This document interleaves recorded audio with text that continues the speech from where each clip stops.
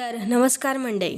आपली आवडती मालिका म्हणजेच जुळली गाठ गं ही मालिका आता वेगळ्याच वळणावर येऊन पोचलेली आहे. कारण आता सावीला सगळं काही आठवलेलं असतं आणि आता तिची मेमरी ही परत आलेली असते. पण आता सावी पुन्हा एकदा वेडं होण्यासारखं नाटक करत असते. तर मग ती नाटक का करते आणि त्या नाटकामुळे तिला काय मिळणार आहे आणि त्या नाटकाचं फळ आता तिला काय मिळणार आहे हे आता आपल्याला या भागात पाहायला मिळणार आहे. त्यामुळे तुम्ही हा व्हिडिओ शेवटपर्यंत पाहत राहा. तर मग आपल्याला या व्हिडिओत या भागात असं पाहायला मिळणार आहे की आता सावित्रीचा जो सौभाग्य अलंकार असतो त्यावर आता इराने हात घातलेला आणि ते इरा काढून घेण्याचा प्रयत्न करते. पण आता सावी मात्र वेडी असते, हे त्यांच्यासाठी असते. पण खरं तर सावी हुशार झालेली असते आणि आता तिला सगळं काही कळलेलं असतं.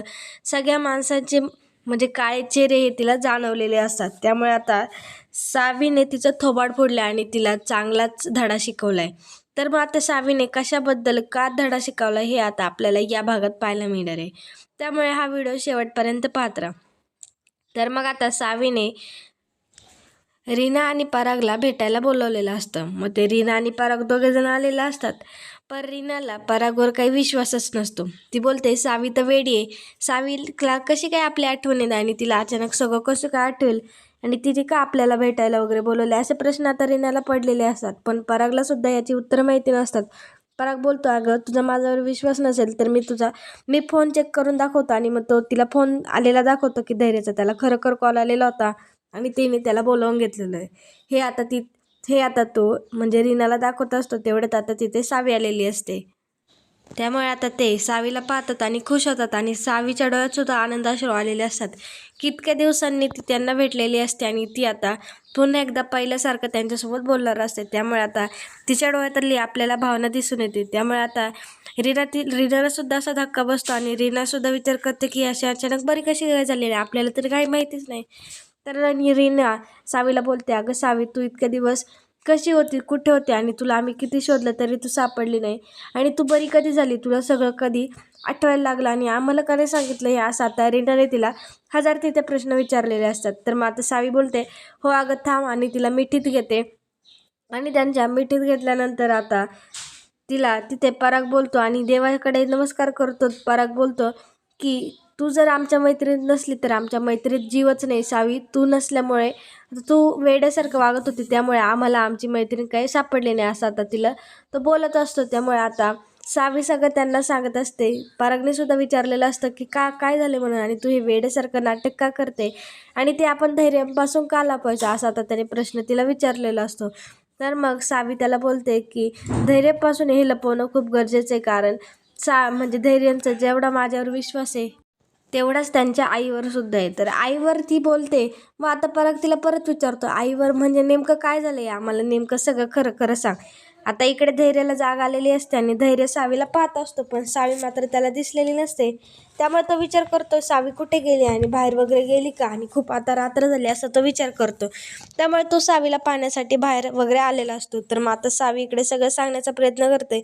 ती बोलते की मला सगळं आठवलंय आणि मला म्हणजे जेव्हा तिची मेमरी गेलेली होती तेव्हा तिच्या भावांचा म्हणजे तिच्या वडिलांचा ॲक्सिडेंट झालेला असतो आणि तो ॲक्सिडेंट दामिनीने केलेला आहे. हे आता तिने सगळं सत्य पराग आणि रीनाला सांगितलेलं आहे आणि आता ती सगळं काय सांगते. ती बोलते की माझ्या वडिलांचा ॲक्सिडेंट दामिनीने केलेला आहे आणि पण मात्र म्हणजे ती त्याच्या आदली पूर्ण हिस्ट्री ना ती सगळी संपूर्ण त्यांना सांगते. म्हणजे जसं की आता म्हणजे तिचे वडील पहिले गायब होते का, ते बऱ्याच दिवसांनी त्यांच्या घरी आले होते आणि म्हणजे ते बरेच दिवसांनी त्यांना दिसले होते आणि ते सापडले होते. त्यानंतर मग ते जेव्हा सापडले होते तेव्हा ते इरा शेजारी म्हणजे इरा त्यांच्यासोबत होती, हे आता सावीने त्यांना पाहिलेलं होतं. त्यामुळे मग ते आता बोलतात की जेव्हा मी माझ्या वडिलांना पाहिलं होतं तेव्हा इरा त्यांच्यासोबत होती. त्यामुळे इरा त्यांच्यासोबत कशी काय, तर इराने म्हणजे इरालाच दामिनी मॅडमनं माझ्या वडिलांचा पत्ता सांगितला असेल, त्यामुळे इरा त्यांच्यापर्यंत पोचली असेल. पण आता ते जाणार होते त्याच्या आधी ते मला आणि धैर्यांना काहीतरी सांगणार होते.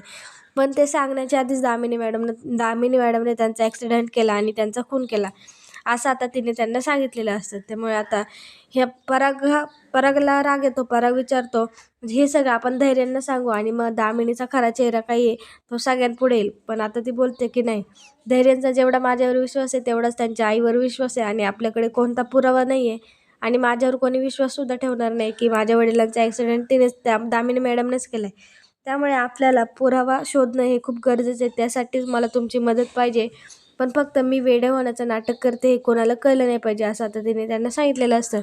कारण या सगळ्यामध्ये आता इरा, विलास, भास्करसुद्धा जॉईन असतात आणि त्यांनीसुद्धा मिळून हे सगळ्यांनी मिळून म्हणजे तिच्या वडिलांचा खून केलेला असतो.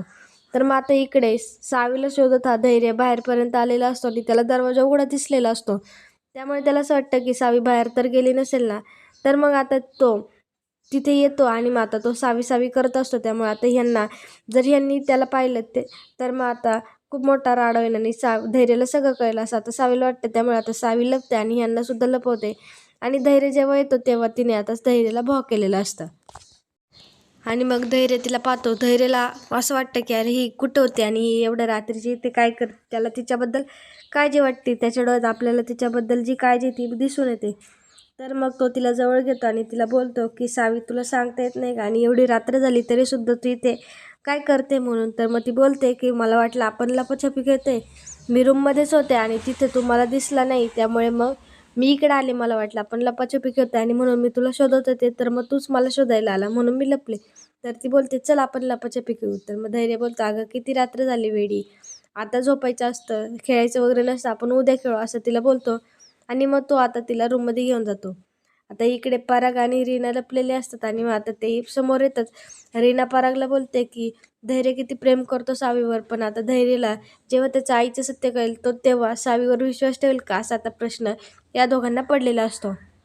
त्यानंतर मग आता धैर्याला म्हणजे धैर्य सावीला झोपवत असतो आणि आता सावी आणि धैर्य झोपलेले असतात. त्यानंतर मग आता सकाळ होते आणि मग इरा धैर्यासाठी कॉफी घेऊन आलेली असते, पण ती दरवाजा उघडते आणि सावी आणि धैर्य झोपलेले असतात. त्यामुळे आता तिला राग येतो, कारण सावी त्याच्या रूममध्ये असते आणि तिला त्याच्यासोबत लग्न करायचं असतं. त्यामुळे तिला आता राग आलेला असतो आणि ती रागात पाहतच असते की हे काय म्हणून. तर मग आता तिथे भास्कर आलेला असतो. भास्कर हे सगळं बघतो आणि तो सुद्धा रूममध्ये बघतो तर धैर्य आणि सावी एकत्र असतात आणि ही इरा त्यांना दरवाजातून पाहत असते. मग तो तिथे येतो आणि आता तिच्या आगीवर मीठ चोळतो आणि मग आता तो तिला बोलतो की काय होणार आहे आता काय माहिती, आणि तुझं आणि धैर्याचं लग्न कसं काय होणार. आता तर सावी बरी झाली आणि आता सावीला कळणार की धैर्य तिचा नवरा आहे, त्यामुळे तुझा पत्ता कट. आता कसं होणार, म्हणजे तो तिला असं चिडवत असतो, तिला बोलत असतो. त्यामुळे आता ही चिडलेली असते आणि आता ही रूममध्ये तिच्या गेलेली असते काम करायला. तर मग आता इकडे नीता आणि अवंती पूजेची तयारी करत असतात आणि मग आता ते तिथे बोलतात की सावी आणि धैर्याची पहिलीच वटपौर्णिमा आहे, तरीसुद्धा आता सावीला पूजा करता येणार नाही आणि त्यांच्या आयुष्यात हे काय चाललंय हे काय माहिती. म्हणजे ते तिच्याबद्दल बोलत असतात तेव्हा आता सावी तिथेच असते आणि सावी हा सगळं ऐकत असते आणि ते विचार करत असते. तर सावी बोलते की मलासुद्धा ही पूजा करायची आहे, पण आता मी कशी करू हा तिला प्रश्न पडलेला असतो. तर मग आता अवंती तिला पाहते आणि तिला आवाज देते आणि मग आता सावी तिथं आलेली असते. मग अवंती तिला बोलते तुला भूक लागली का. तर सावी बोलते की नाही लागली मला भूक, कारण तिला उपवास धरायचा असतो. पण आता ही अवंती तिला बळच दूध देते, म्हणजे तिला काय माहिती नसते ही बरी वगैरे झाली आणि हिला उपवास वगैरे धरायचा आहे. त्यामुळे तिने तिला दूध दिलेलं असतं आणि आता सावीला ते पेनं भागच असतं. त्यामुळे सावी त्यांना फसवते आणि बोलते की तिकडे झुरळे आणि दूध पिण्याचं नाटक करते, पण ते दूध तिने परत दुधाच्या पातेल्यातच टाकलेलं असतं. आणि आता ती दूध पिण्याचं नाटक करते तेव्हा इकडे नीता आणि अवंती तिला बोलतात अगं हळूहळू दूध एवढ्या लवकर संपवलं पण. तर मग आता सावी बोलते की हो तिकडे झुरळ होतं ना म्हणून पिऊन टाकलं असं तर ती बोलते. आणि मग आता सावी त्यांना बोलते की तुम्ही कुठे चाललाय. तर मग त्या बोलतात पूजेला वगैरे चाललोय. मी ते आता तिला सगळं सांगतात. तेवढ्यात आता तिथे धैर्य येतो आणि धैर्य सावीला विचारतो की काय खाल्लं वगैरे का. तर मग आता नीता आणि अवंती सांगतात हो तिने आत्ता दूध पिलं, पण आम्ही पूजेला जाणार आहे त्यामुळे तुम्ही हिच्याकडे लक्ष ठेवा, असं आता त्या दोघींनी धैर्याला सांगितलेलं असतं. तर धैर्य म्हणतो की हो मी ठेवेल लक्ष. तर मग आता तेवढ्यात सावी बोलते की मला पण पूजेला यायचं, मला पण तुमच्यासोबत यायचं.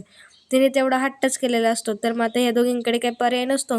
धैर्यसुद्धा बोलतो की मी मागच्या वटपौर्णिमेला हिला इम्प्रेस करण्यासाठी उपवास धरला होता, पण आता मात्र खराखुरा उपवास मी धरणार आहे आणि मग आता मी सुद्धा तुमच्यासोबत वटपौर्णिमेला येतो आणि हिलासुद्धा यायचंच आहे. तर मग आता ते दोघंसुद्धा आता वटपौर्णिमेसाठी जाण्यासाठी तयार असतात. तर मग आता धैर्य तिला रूममध्ये घेऊन येतो आणि आता धैर्य सावीला तयार करत असतो आणि त्याने आता मस्त तिला तयार वगैरे केलेलं असतं आणि सावीसुद्धा आता मस्त तयार झालेली असते. त्यानंतर मग सावी उठते आणि त्याला बोलते की माझी साडी नीट करा. धैर्य बोलणारच असते, तेवढ्यात ती शांत होते आणि मग धैर्याला कळतं. धैर्य खाली बसतो आणि सावीची साडी नीट करतो. त्यामुळे तो तिला बोलतो की सावी तू कधी बरी होणार आहे, तुझ्या बरी होण्याची मी वाट पाहते, असं तसं तो तिला बोललेला असतो. आणि मग त्या दोघे आता तिकडे म्हणजे पूजेसाठी तयार झालेले असतात आणि आता ते पूजेला जाणार असतात. पण आता धैर्याने तिच्यासाठी मंगळसूत्राला आणलेलं असतं आणि सावी इकडे विचार करतच असते की तुम्ही जे मंगळसूत्र आणलेलं होतं ते आता तुमच्याकडूनच घालून घेणार, असं तसं ती बोलत असते. आणि मग आता तिने धैर्याकडे हट्टच केलेला असतो की मला हे मंगळसूत्र घालायचं. तिला कळत नसतं मंगळसूत्र म्हणजे काय, पण तिला ते गळ्यातलं म्हणून घालायचंच असतं आणि ती धैर्याकडे हट्ट करते आणि धैर्य मग तिचे सगळे हट्ट पुरवत असतो आणि आता त्याने तिला मंगळसूत्र घातलेलंच असतं. पण आता इकडे मात्र हिरा आलेली असते आणि हिरा हा सगळा प्रकार पाहत असते आणि ती बघत असते की धैर्याने त्याच्या हाताने तिच्या गळ्यात मंगळसूत्र घातलेले आहे. त्याच्यामुळे आता तिचा तडफडा झालेला असतो, तिला राग आलेला असतो आणि तिला आता नंतर काय करायचं हे नक्की सुचतच नसतं. त्यामुळे आता धैर्याने तर सावीच्या गळ्यात मंगळसूत्र घातलेलं असतं. त्यामुळे आता ही हिरा तिथे येते आणि आता मग ती धैर्याला बोलते की आता मी हिला तयार करते म्हणून. आणि आता ती धैर्याला जायला सांगते तिथून आणि धैर्याला जायला सांगते. धैर्य तिकडे म्हणजे धैर्य रूमच्या बाहेर जातो आणि मग आता सावी आणि हिरे तिथे दोघेच असतात. आता सावीला तर माहिती असते ही हिरा कशी आणि काय तिच्या म्हणजे तिच्या डोक्यात कोणता विचार आहे आणि हिऱ्याला नक्की काय करायचं आहे हे सगळं आता सावीच्या डोक्यात असतं. त्यामुळे सावीला तर काही सगळं माहिती असतं. तर मग आता ती हिराला बोलते की तू इथे का आलीस म्हणून, तू जा इथून, असं म्हणजे तिला वेड्याच्या स्वरूपात ती बोलत असते. पण आता हिराला काय माहिती नसतं ही खरंच आली म्हणजे हिला सगळी हिची मेमरी परत आली हे काही तिला माहिती नसतं. पण आता सावीला सगळं माहिती असतं की हिराचं नक्की इंटेन्शन काय आणि ती सारखी धैर्यांसोबत म्हणजे धैर्यांच्या समोर काय येत असते आणि त्यांची काळजी करण्याचं नाटक हे तिला कळलेलं असतं. त्यामुळे ती हिराला जा बोलत असते, पण हिरा मात्र काही जात नाही. हिरा तिच्या जवळ येते आणि तिला बोलते की हे मंगळसूत्र काढ म्हणून, हे तू नाही घालायचं, तू बारीक मुलगी आहे, हे काही तुझं नाही आहे म्हणून, असं तसं ती बोलत असते. पण आता सावीला माहिती असतं की हे मंगळसूत्र आहे आणि ते तिचंच आहे आणि तिच्या नवऱ्याने आता तिला घातलेलं आहे. त्यामुळे ती मग तिला बोलते की माझ्या फ्रेंडने मला दिले, माझ्या फ्रेंडने मला हे घातलं आहे, मी काही तुला देणार नाही, असं तिने सांगितलेलं असतं. पण आता ही हिरा काही ऐकत नसते आणि हिराला ते मंगळसूत्र तिला द्यायचं नसतं आणि तिला म्हणजे धैर्यासोबत लग्न करायचं असतं. धैर्य हा तिचाच आहे असं तिला वाटत असतं. पण धैर्याचं मात्र तिच्यावर काही प्रेम नसतं आणि त्या सावीच्या गळ्यातलं मंगळसूत्र हे तिला घ्यायचंच असतं कशाही परिस्थितीतून. मग ती काय करते हिरा, त्या मंगळसूत्राला हात लावते. आता तिने डायरेक्ट मंगळसूत्राला हात लावलेला असतो. त्यामुळे कोणत्याही बाईला तिच्या नवऱ्याने दिलेल्या मंगळसूत्राला हात लावल्यावर तिला राग येणारच हे शक्यच असतं. आणि मग आता तसाच राग आता सावीला आलेला असतो. पण आता सावी वेडी, त्याच्यामुळे ती जास्त काही करू शकणार नसते. मग सावी काय करते, तिचा हात पकडते आणि तिच्या जोरात एक कानाखाली देते. कारण आता हिराने तिच्या मंगळसूत्रावर हात घातलेला असतो आणि आता तिला ते मंगळसूत्र हवं असतं. त्यामुळे सावीला राग येतो आणि सावीने तिच्या कानाखाली दिलेली असतात. त्यामुळे आता तिथे ती ओरडते आणि मग आता ती सावीवर हात उगारणारच असते परत तिला मारण्यासाठी, कारण सावीने तिला मारलेलं असतं. मग त्यामुळे आता हिराला राग आलेला असतो. त्यामुळे आता हिरा तिच्या कानाखाली देतच असते. पण आता तिथे धैर्य आलेला असतो आणि धैर्य हा सगळा प्रकार पाहतो आणि मग तो आता हिराचा हात धरतो आणि हिराला पुन्हा तो तिच्या कानाखाली देतो आणि तिला जाब विचारतो की काय चाललंय, तू सावीवर हात कशी काय उगारू शकते आणि तिची परिस्थिती काय हे आपल्याला माहिती आहे आणि त्यामुळे तू तिच्यावर अत्याचार करू नका, असं आता म्हणजे धैर्यानं हिराला जाब विचारला असतो. आणि मग आता तिला तो सगळा जाब विचारतो आणि तू हे का केलंस असं तो तिला विचारतो. तर मग आता सावी तिला म्हणजे सावी धैर्याला सांगते की हिने माझ्या मंगळसूत्राला हात वगैरे घातला आणि मला फ्रेंड हे तू दिले आणि फ्रेंड तू घातलंय ना, त्याच्यामुळे मग मी हिला का देऊ, असं तसं बोललेला असतो. मग आता धैर्याला सुद्धा नक्की हिराचा प्लॅन काय आणि हिराचा जो काही चेहरा आहे तो सुद्धा आता धैर्याच्या समोर आलेला असतो. पण धैर्य काय ते सगळं सोडून देतं. त्याला तो काही एवढा विचार करत नाही की हिने असं का केलं असेल आणि का नसेल केलं. त्यामुळे धैर्याच्या सुद्धा डोक्यात एवढं काही आलेलं नसतं. त्यामुळे आता सावीने तर हिराला धडा शिकवलेला असतं आणि आता सावी काय गप्प बसणार नाही आणि आता ती ह्या त्रिकुटाला चांगलाच धडा शिकवणार आहे. पण आता ती नक्की धडा कोणत्या प्रकारे शिकवणार आहे. आणि आता हिराला तर तिच्यामुळे 2 कानाखाली भेटल्या, तर म्हणजे तिने सुद्धा मारली आणि धैर्याने सुद्धा तिला जाब विचारलेला असतो आणि तो धैर्य सुद्धा तिच्यावर रागवलेला असतो. त्यामुळे आता सावीचा हिरा बदला कशा प्रकारे घेणार आहे हे आता आपल्याला पुढच्या भागात पाहायला मिळणार आहे. त्यामुळे आता हिराचा जो काही बदला असतो तो हिरा कशी घेणार आहे हे आता आपल्याला पाहायला मिळणार आहे. त्यामुळे पुढचा व्हिडिओ पाहायला विसरू नका आणि हा व्हिडिओ जर आवडला असेल तर लाईक, कमेंट, शेअर करायला विसरू नका. धन्यवाद.